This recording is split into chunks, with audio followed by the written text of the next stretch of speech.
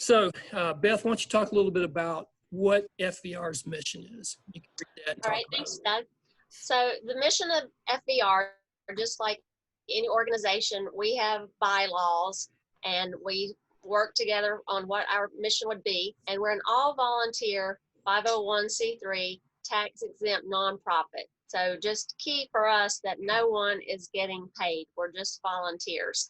We also, it is our mission to support the Valdese Parks and Recreation Department with volunteer hours and fundraising. So we're not just, you know, the money purse here, handing out money. We also want to be in volunteering with, like Doug talked about, maintenance, events, and things like that.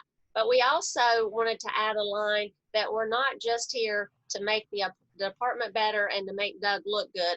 We also want to benefit the town so people know more about Valdese and want to come to the great things we have in Valdese. The citizens to make sure their lives are enhanced by what we're doing and what's being offered.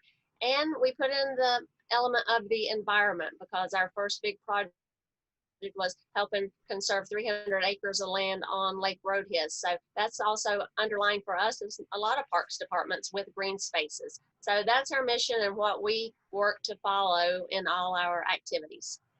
No, thank you. And I appreciate, excuse me, I'm sorry, I got a little allergy issue here, but let me just talk about one thing really quick as it kind of goes along with their mission. We're in a small town in Western North Carolina, the foothills, and all around us, you know, we're right next door to Hickory and some other towns here that were heavily involved in textiles and furniture. And, you know, back when all that started going offshore, our areas took a big hit. Our town took a big hit.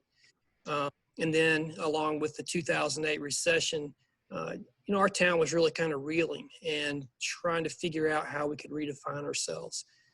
So we had a lot of aging buildings, aging parks, and really we were looking for some fresh things that would not only help the citizens that were here already, but would also maybe help us to be more attractive to other folks moving into this community to be able to take advantage of some of the things that we were doing. So, you know, Beth's, the mission of FVR really fits well with some of the things that we were trying to accomplish as well.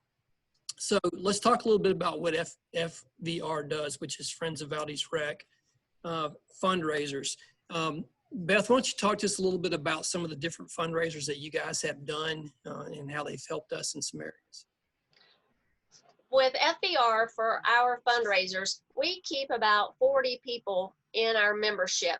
However, we've always said from the beginning, if you join FVR, we don't expect you to do a lot of things or put in a lot of man hours.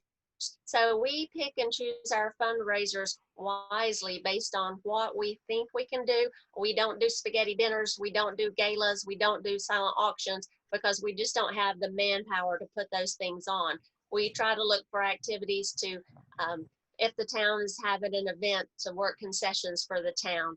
If someone's having a barbecue fundraiser, maybe we could sell some of their tickets and take some of the proceeds. So we're very cautious about not to wear out our volunteers on fundraising efforts when there's more maintenance and park building that needs to get done. So with our fundraisers, sometimes we're fundraising for a cause like the new park, like the Valdese Lakeside Park.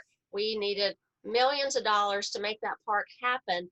And for that, we basically just went for the ask because I don't like to go around and get silent auction items, but when I believe in a project, I'm fine to just flat out go and ask you for money. So for the Valdese Lakeside project, most all that money just came from asking, will you donate to this? See what a difference it's going to make in your community. Then for the other funds, we do keep that general money from selling concessions or doing little odds and ends where the rec can come and ask us for money. So they have asked for pool lane markers before, and we had enough in the general fund to cover that.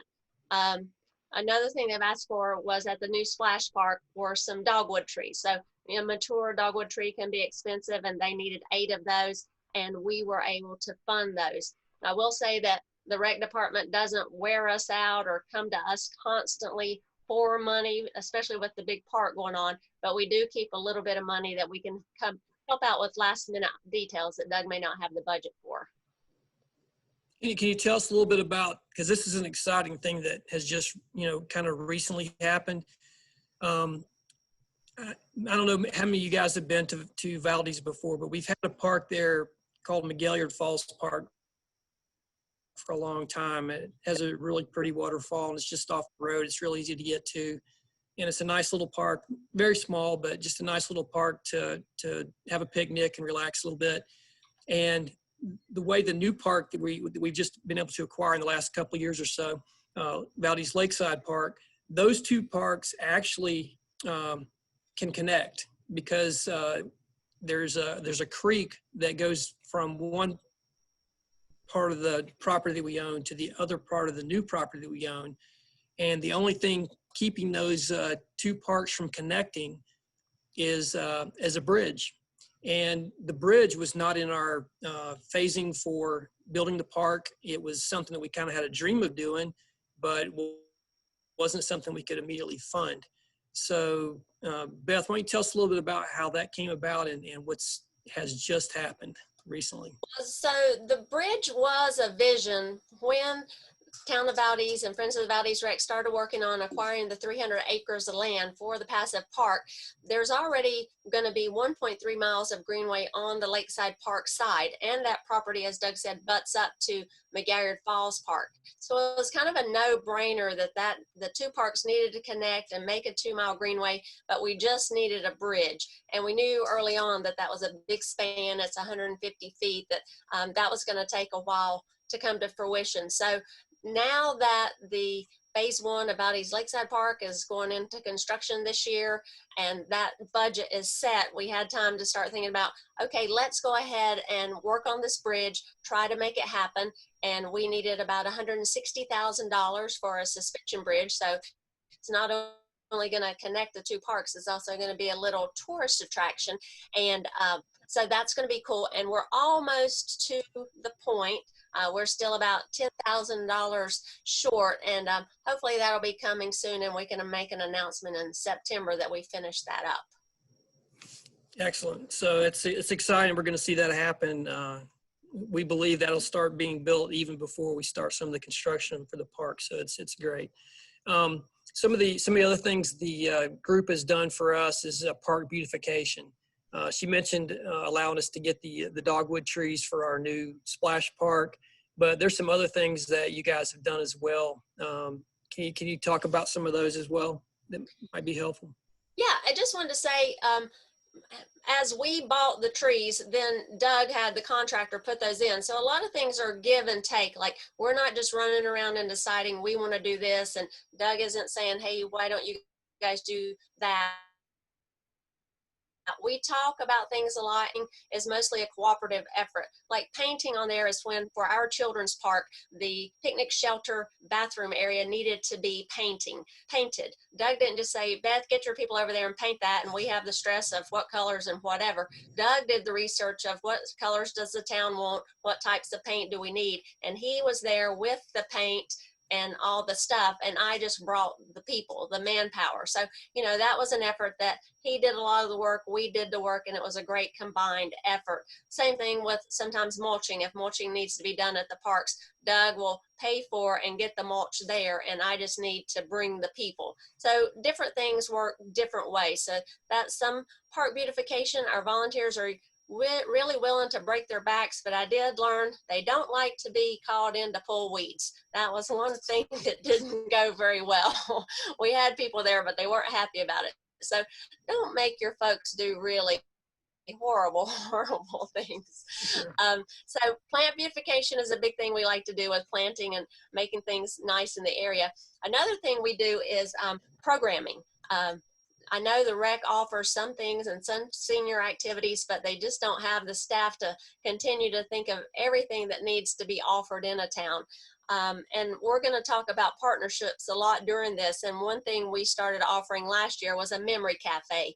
And we did that with Rotary Club of Valdese to help Alzheimer's patients and their caregivers so they could come. And this is, again, where the rec is offering up to help us, that we don't have to pay the fee for the rental of the rec meeting room.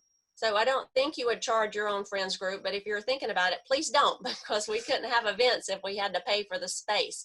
So the Memory Cafe would put Alzheimer's patients in one room for crafts and the caregivers in another side to work with, you know, would help them relax, where do they need resources, and just hear somebody, have someone hear them talk.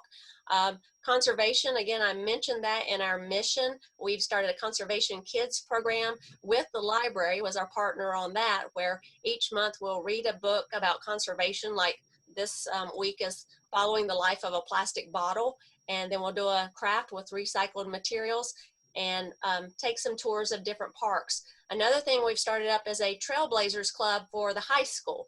My hope was to get trail building in the high school as a class with Burke County and all the trails we have. I think it would be an incredible opportunity for kids to learn here, either as their career or as volunteers in our community. But since schools are, you know, a little weird right now, we decided to make the Trailblazers our own club within FVR, and we've been meeting once or twice a week this summer to take high school kids to different trails and hear different speakers. We've been to Fonta, Florida to hear from Shane Prisby. We've been to Western Piedmont and heard from Tim Johnson on their mountain bike trails, and just getting them involved in outdoor recreation. So different programs. We've done things for seniors like picnics, and we partnered with hospice on living wills and how to do estate planning, just anything we can think of to partner with somebody to help our town better.